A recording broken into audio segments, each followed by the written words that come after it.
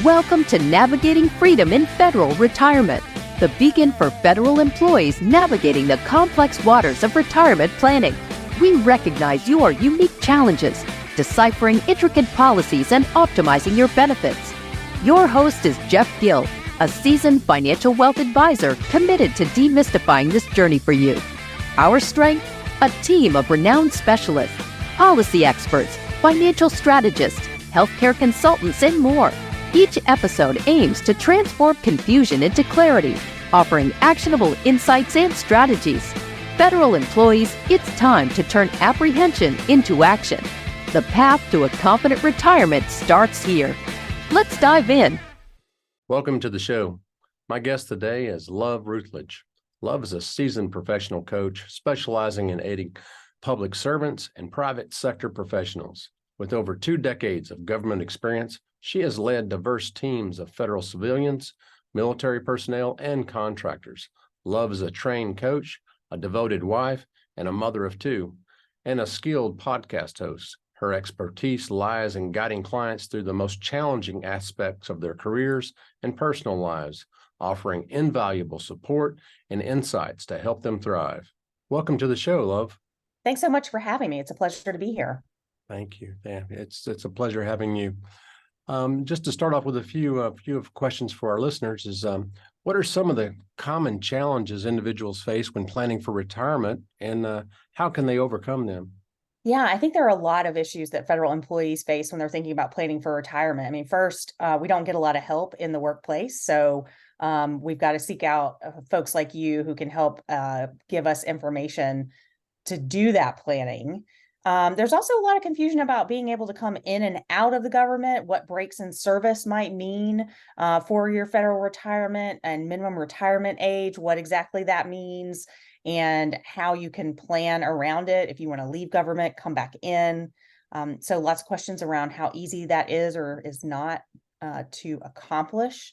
And then just how much money will you need? So depending on what your high 3 years of earning are, and how much you're going to be able to take home in retirement, you don't know, will that actually be enough? And it's always a challenge to calculate what that number is going to be and find the right place to go to even seek that out. Right. Yeah, it's much more than just how much is my pension going to pay, things of that nature. You have to take in consideration a lot of additional expenses. Well, it can be healthcare, aging expenses and whatnot. So, yeah, very good.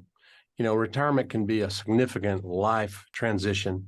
How can someone emotionally prepare for the change, and especially after dedicating so many years to the government or in their career?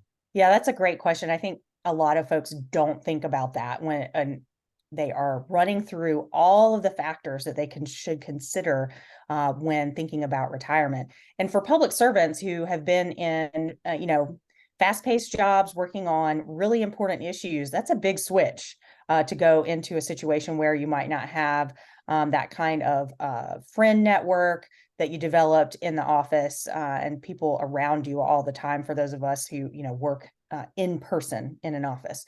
So understanding what kind of volunteer work you might want to be doing or time you're going to be spending with family and friends and planning that out, I think is really critical to making that transition successful. Not losing touch with those folks with whom you worked for many years, figuring out how to maintain those networks. Very good. Financial security is a top concern for retirees. And what strategies do you suggest or tips that you can share to help people ensure a comfortable retirement financially? Well, I think it starts young, and that's what's so tough with federal employees and everyone else for that matter, is putting money into your thrift savings program account and to your TSP as soon as you start working in the government is so critical because that money has so much time to compound and grow over the years. So starting early is super important, trying your best not to borrow against that money as it grows so that it has a chance to mature. I think ensuring that you are also thinking about your tax requirements as you age and how they may change too is a super critical factor in your planning. Yeah, very good. And I think some areas that a lot of retirees overlook is debt planning, planning to be in debt free or not have as much consumer debt when they enter retirement. So many people dream of pursuing new passions or hobbies in retirement. I know I do. How can someone identify and plan for these and post-retirement goals and aspirations? Well, I think, we all have things that we enjoy outside of work, and while we're working, while we're raising kids, it's hard to find time to do them. So, picking up those passions again when you retire is super important, I think, for your mental and physical health. And so, understanding what costs are associated with those hobbies. Maybe you're really into photography and you like to have whatever the latest equipment might be. Making sure that those purchases are built into whatever budget planning you're doing is really important, so that you can pursue those passions and do things that bring you joy in retirement. Because if you stop working and again, you lose those social networks because you didn't plan for that, and you don't have specific hobbies and activities that you want to and are able to enjoy because you have the financial resources to do that. If you cut all those things out, you're setting yourself up for a retirement that isn't going to be particularly happy. And I think we all dream of retiring and doing the things we really love. So budgeting early and understanding what the costs associated with your favorite activities are can help you make that a reality. Yeah, very true. And healthcare is also a critical aspect of retirement planning. Yeah. What should individuals consider when regarding the healthcare coverage and expenses during retirement? Well, I think first, critically, federal employees are really fortunate to be able to carry their health care into retirement if they have been signed up for a federal employee health benefit or FEHB plan for the last 5 years of their employment. And so it's important for folks like me. For example, I'm on my husband's health care right now, but as I get closer to retirement age, I will find a low cost plan, make sure I'm on it for those last 5 years so that I can carry that into retirement. That's huge. And then I think, again, understanding your spouse's needs, both healthcare needs and what coverage they might have from their employer, what they're willing to pay out of pocket, and what that looks like if they don't have the same opportunity. If you're not a dual fed household, it's really Right, important to consider. right. And you mentioned earlier, so retirement also involves a shift in daily routines and social circles. How can someone maintain a sense of purpose with social connections after leaving the workforce? Well, I think a lot of folks who are in public service can find volunteer organizations that are in some way related to the kind of work they did while they were still employed by the federal government. There are so many different organizations out there. Right now, the Combined Federal Campaign is going on, and folks can just flip through the CFC website to see the great organizations that are out there that need our help.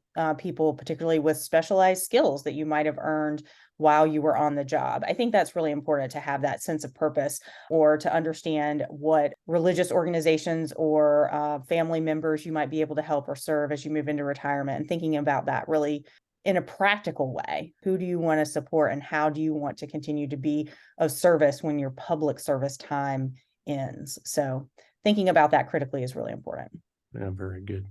Yeah, Love, are there any common misconceptions about retirement that you frequently encounter in your coaching practice, and how can individuals avoid falling into those traps? Yeah, I think a lot of folks come into federal government thinking, well, I can retire after 20 years, which simply isn't the case. You have to have minimum retirement age to be able to collect, your full pension. And so understanding what the rules are is really important. Knowing that depending on when you came into government service and how old you are, that impacts when you can retire. So lots of misconceptions about that. And I think it's important to understand too that even if you do a full government career, that pension might not be enough to live, at the level of spending that you might be comfortable with. So, do you want to retire from the federal government and work another job? A lot of people have questions about, like, should I retire a little earlier so that I can then pursue a second career for a short amount of time and maybe earn more? So I think a lot of misconceptions that I've encountered about when one can retire, how much they will actually be taking home when they do, whether or not they'll be eligible for Social Security benefits on top of that. And then also lots of confusion around what creditable military service looks like toward toward years of service and how those calculations work. I think those things are really difficult for folks to understand. And Love, what advice would you have for those considering an early retirement, and what unique challenges and opportunities should they be aware of? Yeah, I think for folks who are interested in retiring early, first, if you're not at that minimum retirement age, you're going to take a penalty cut to how much you can take home. So you've got to consider if that reduction in benefits is worth it to you. It may be, particularly if you do want to pursue a second career. It's important to think about what skills you've picked up in the federal government that you might be able to utilize in a second career, or do you want to start your own business and kind of go an entrepreneurial route? So early retirement means a lot of different things to different people. Do you want to retire and travel? How much money do you have saved to go on those adventures? And if that is something you want to do you want to invest in home ownership, or do you want to be have more freedom and potentially cash on hand by renting, and particularly if you're going to retire really early? So all things to think about. Yeah, very, very good. Well, I want to say how interesting it's been to have you to speak to Love Rutledge today. And I want to thank you for being here. Thank you so much for having me. All right. You've been listening to Navigating Freedom in Federal Retirement. We'll see you again next week for another episode. This concludes another episode of Navigating Freedom in Federal Retirement podcast. As federal employees, your retirement journey is unique, and we're here to guide you every step of the way. With host Jeff Gill and our lineup of experts, we aim to bring clarity to your path ahead. If you found value in today's conversation, please share it with a fellow federal employee. Remember to subscribe for continued insights. Until next time, here's to your informed and bright retirement future.